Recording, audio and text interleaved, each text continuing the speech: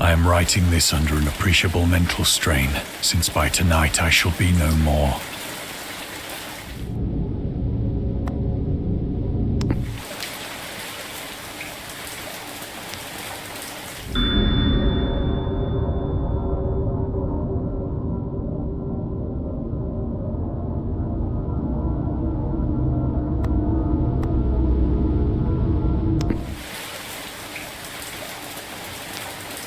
Penniless, and at the end of my supply of the drug which alone makes life endurable, I can bear the torture no longer, and shall cast myself from this garret window into the squalid street below.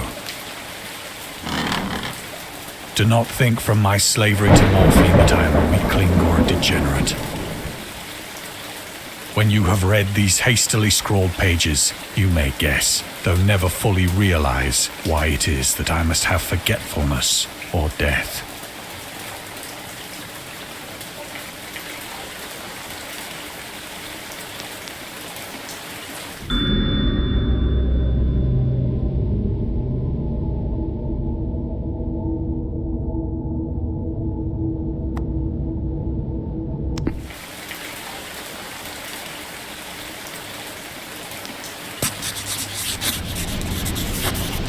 It was in one of the most open and least frequented parts of the broad Pacific that the packet of which I was supercargo fell a victim to the German sea raider.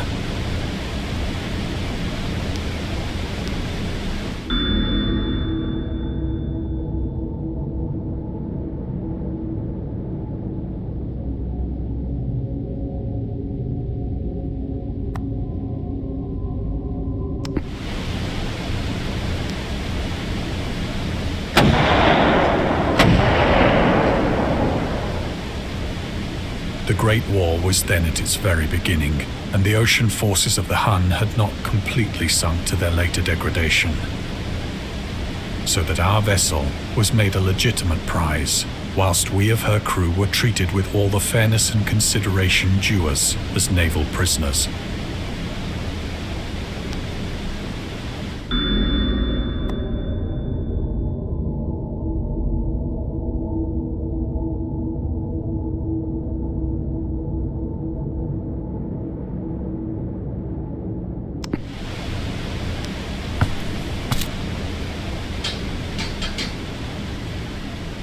So liberal, indeed, was the discipline of our captors, that 5 days after we were taken, I managed to escape alone in a small boat with water and provisions for a good length of time.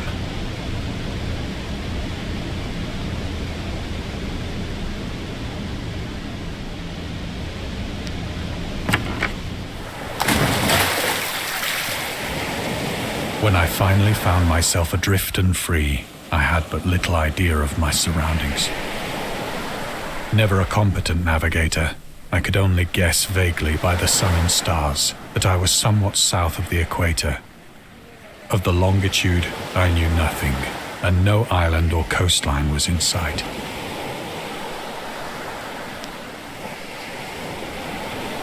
The weather kept fair, and for uncounted days I drifted aimlessly beneath the scorching sun, waiting either for some passing ship or to be cast on the shores of some habitable land.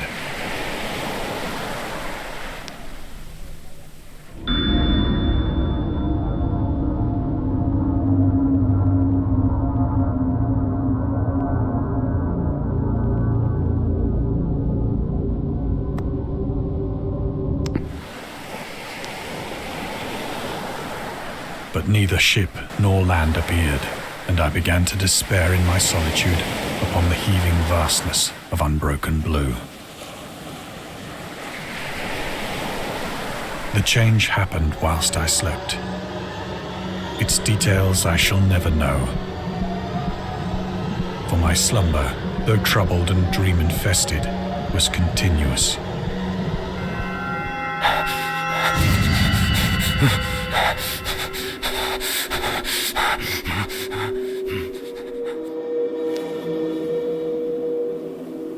When at last I awoke, it was to discover myself half sucked into a slimy expanse of hellish black mire, which extended about me in monotonous undulations as far as I could see. and in which my boat lay grounded some distance away. Though one might well imagine that my first sensation would be of wonder at so prodigious and unexpected a transformation of scenery, I was in reality more horrified than astonished.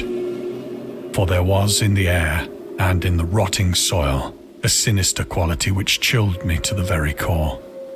The region was putrid with the carcasses of decaying fish and of other less describable things which I saw protruding from the nasty mud of the unending plain.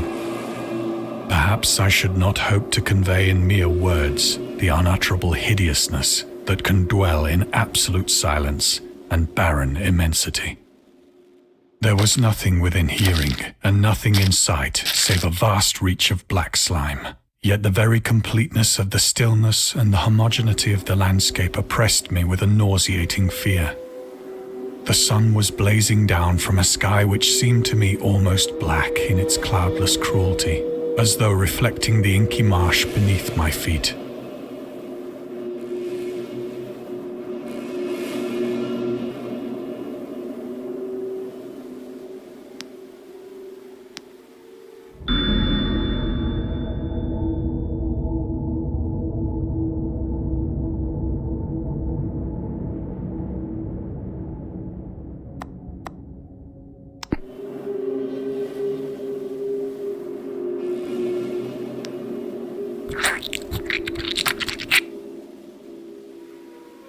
As I crawled into the stranded boat, I realized that only one theory could explain my position.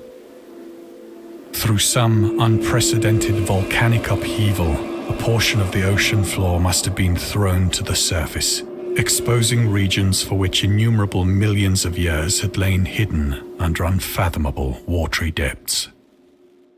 So great was the extent of the new land which had risen beneath me that I could not detect the faintest noise of the surging ocean, straining my ears as I might. Nor were there any seafowl to prey upon the dead things.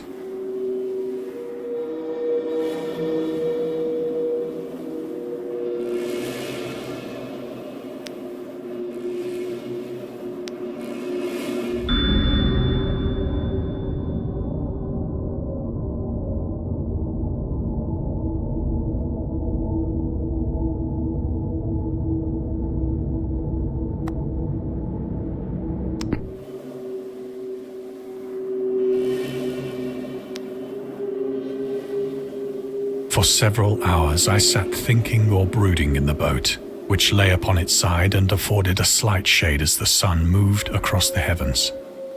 As the day progressed, the ground lost some of its stickiness and seemed likely to dry sufficiently for traveling purposes in a short time.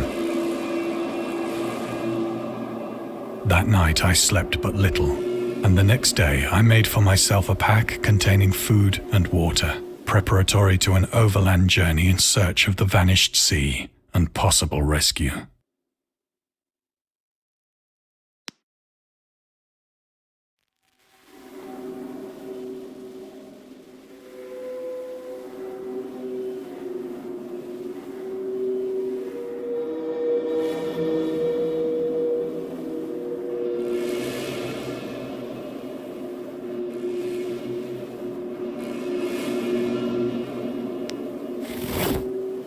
On the third morning, I found the soil dry enough to walk upon with ease.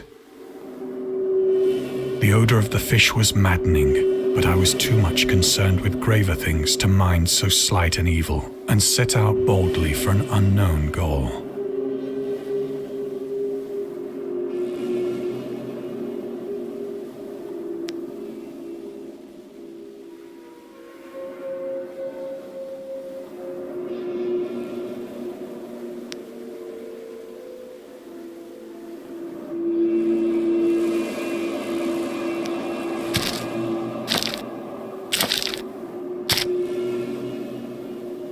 All day I forged steadily westward, guided by a faraway hummock which rose higher than any other elevation on the rolling desert.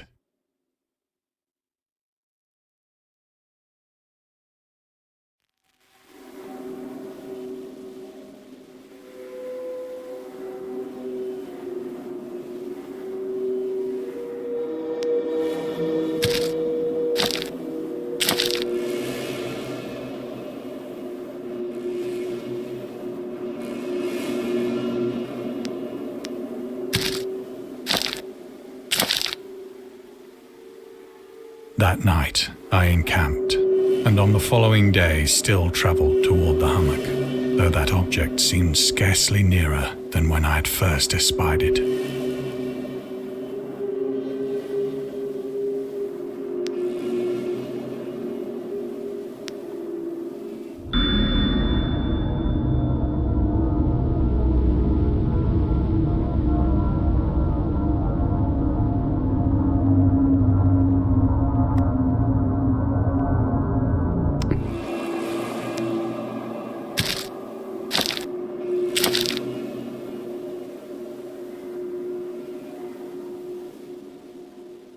By the fourth evening, I attained the base of the mound, which turned out to be much higher than it had appeared from a distance.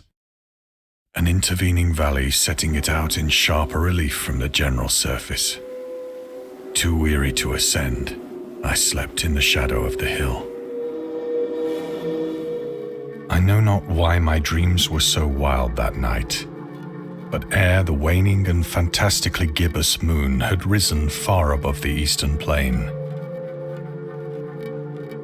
I was awake in a cold perspiration, determined to sleep no more. Such visions as I had experienced were too much for me to endure again, and in the glow of the moon I saw how unwise I had been to travel by day. Without the glare of the parching sun, my journey would have cost me less energy. Indeed, I now felt quite able to perform the ascent which had deterred me at sunset. Picking up my pack, I started for the crest of the eminence.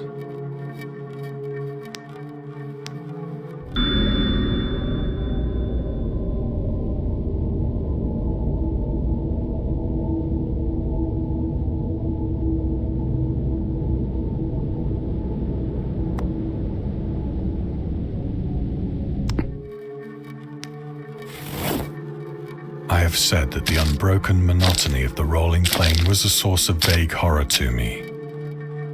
But I think my horror was greater when I gained the summit of the mound and looked down the other side into an immeasurable pit or canyon,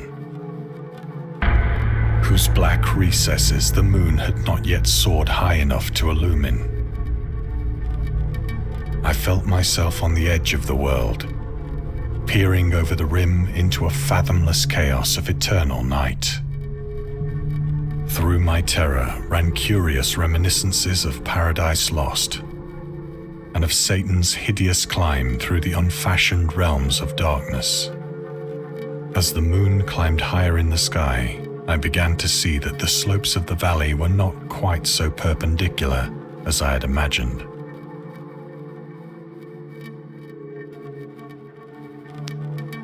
Ledges and outcroppings of rock afforded fairly easy footholds for a descent,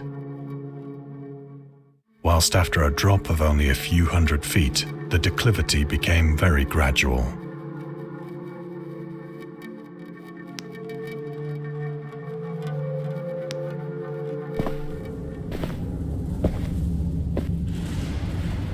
Urged on by an impulse which I cannot definitely analyze, I scrambled with difficulty down the rocks and stood on the gentler slope beneath, gazing into the Stygian deeps where no light had yet penetrated. All at once, my attention was captured by a vast and singular object on the opposite slope, which rose steeply about 100 yards ahead of me. An object that gleamed whitely in the newly bestowed rays of the ascending moon.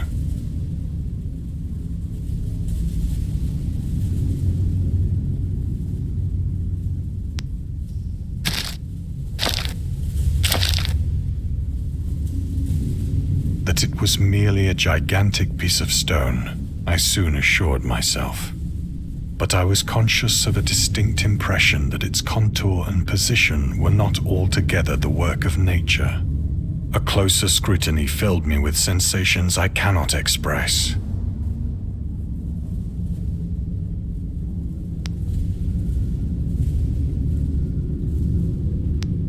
For despite its enormous magnitude, and its position in an abyss which had yawned at the bottom of the sea since the world was young, I perceived beyond a doubt that the strange object was a well-shaped monolith, whose massive bulk had known the workmanship and perhaps the worship of living and thinking creatures. Dazed and frightened, yet not without a certain thrill of the scientist's or archaeologist's delight, I examined my surroundings more closely.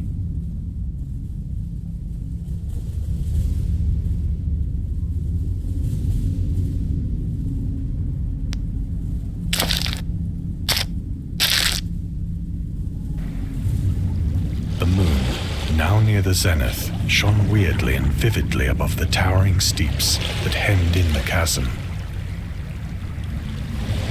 and revealed the fact that a far-flung body of water flowed at the bottom, winding out of sight in both directions and almost lapping my feet as I stood on the slope.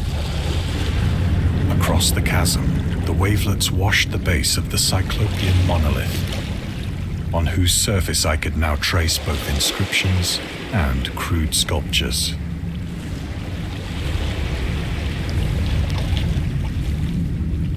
The writing was in a system of hieroglyphics unknown to me and unlike anything I'd ever seen in books, consisting for the most part of conventionalized aquatic symbols such as fishes, eels, octopi, crustaceans, mollusks, whales, and the like. Several characters obviously represented marine things which are unknown to the modern world, but whose decomposing forms I had observed on the ocean-risen plain. It was the pictorial carving, however, that did most to hold me spellbound.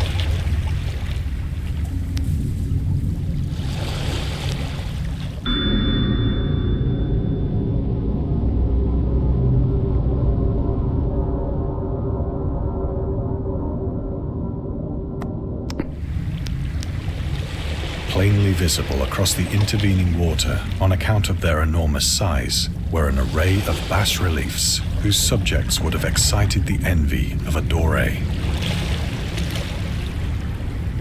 I think that these things were supposed to depict men, at least a certain sort of men, though the creatures were shown disporting like fishes in the waters of some marine grotto, or paying homage at some monolithic shrine which appeared to be under the waves as well. Of their faces and forms I dare not speak in detail,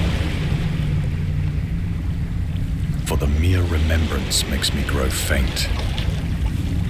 Grotesque beyond the imagination of a Poe or a Bulwer, they were damnably human in general outline, despite webbed hands and feet, shockingly wide and flabby lips, glassy, bulging eyes, and other features less pleasant to recall.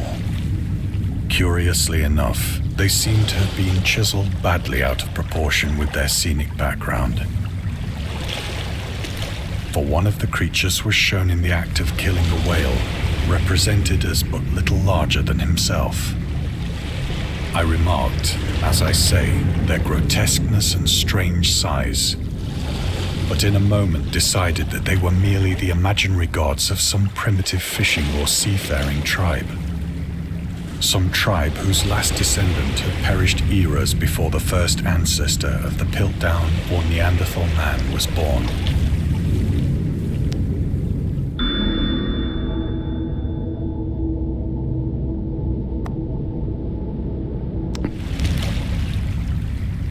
Awestruck at this unexpected glimpse into a past beyond the conception of the most daring anthropologist, I stood musing whilst the moon cast queer reflections on the silent channel before me. Then, suddenly, I saw it. With only a slight churning to mark its rise to the surface, the thing slid into view above the dark waters. Horrifying and loathsome, it darted like a stupendous monster of nightmares to the monolith, about which it flung its gigantic scaly arms, the while it bowed its hideous head and gave vent to certain measured sounds. I think I went mad then. Of my frantic ascent of the slope and cliff, and of my delirious journey back to the stranded boat, I remember little.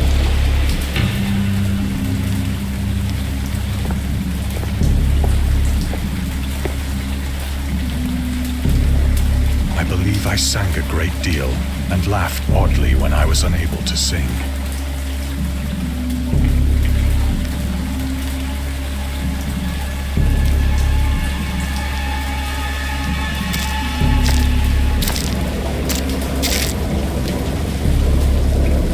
I have indistinct recollections of a great storm sometime after I reached the boat. At any rate, I know that I heard pearls of thunder and other tones which nature utters only in her wildest moods.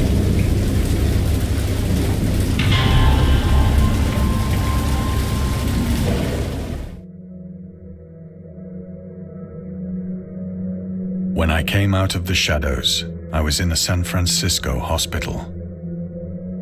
Brought thither by the captain of the American ship which had picked up my boat in mid-ocean. In my delirium, I had said much, but found that my words had been given scant attention. Of any land upheaval in the Pacific, my rescuers knew nothing. Nor did I deem it necessary to insist upon a thing which I knew they could not believe.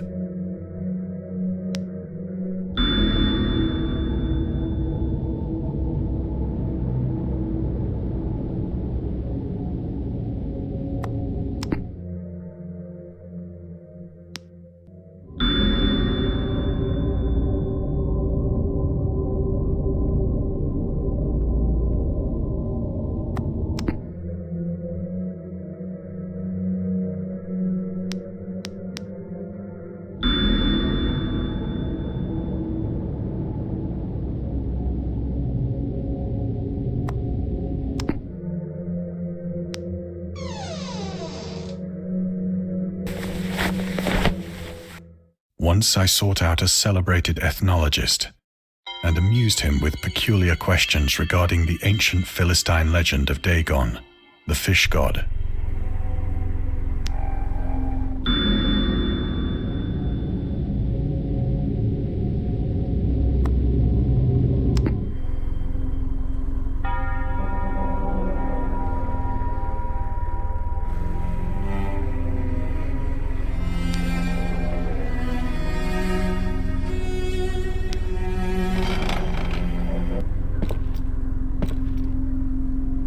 But soon perceiving that he was hopelessly conventional, I did not press my inquiries.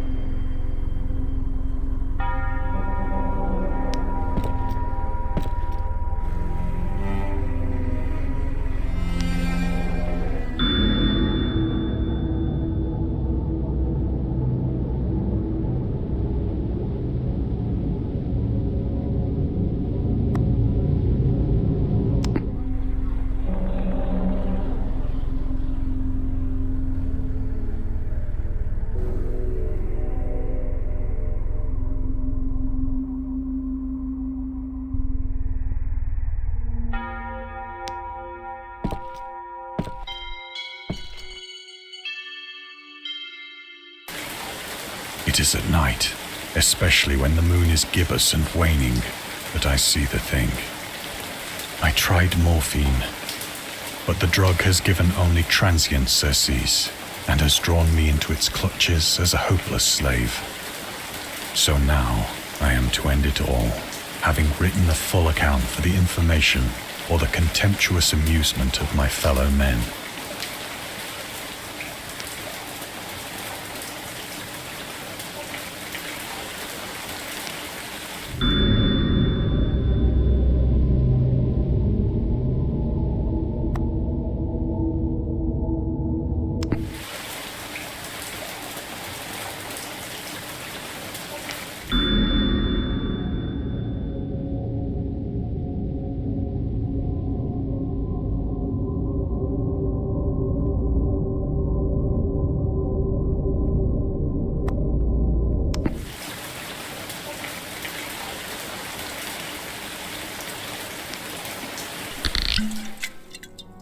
Often, I ask myself if it could not all have been a pure phantasm. A mere freak of fever as I lay sun-stricken and raving in the open boat after my escape from the German man-of-war. This I ask myself, but ever does there come before me a hideously vivid vision in reply. I cannot think of the deep sea without shuddering at the nameless things that may at this very moment be crawling and floundering on its slimy bed, worshipping their ancient stone idols and carving their own detestable likenesses on submarine obelisks of water-soaked granite. I dream of a day when they may rise above the billows to drag down into their reeking talons the remnants of puny, war-exhausted mankind. Of a day when the land shall sink and the dark ocean shall ascend amidst universal pandemonium.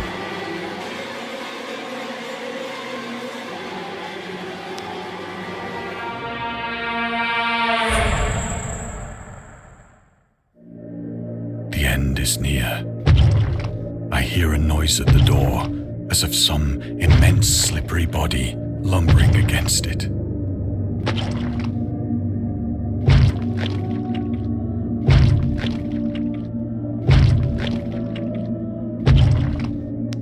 It shall not find me.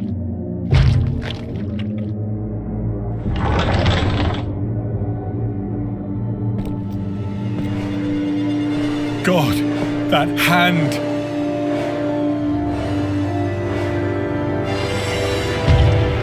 The window! The window!